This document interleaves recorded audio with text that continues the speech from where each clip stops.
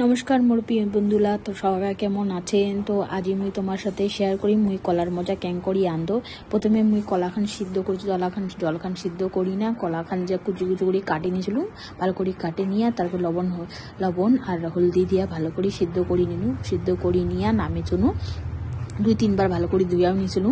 তারপরে তোমার মুই কি করলু, ফড়ন দিনু তোমার জিরা, 2টা শুকনা লঙ্কা আর তেজপাতা দিয়া লবণ হলদি দিয়া ভালো করে আলুলা ভাজি নিনু। ভালো করে ভাজি নিয়ে তারপরে যে আমি কলার মোচাটা কাটিয়া সিদ্ধ করে রাখিছিল সেই কলার মোচাটা দিয়ে দিনু। কলার মোচাটাও বেশ খানিক করে ভালো করে ভাজি নিনু।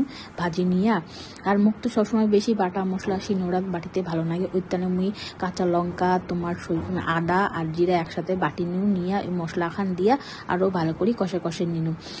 তা এখান সবজি নাকি এখন চিনি দিবার নাকি, ওইখানে মুই চিনি দিনু। আর শেষও দেখা দিছিনু ঘি খান দেওয়াতে সবজি খানে এত টেস্ট উঠে কি কম তোমাক, সেই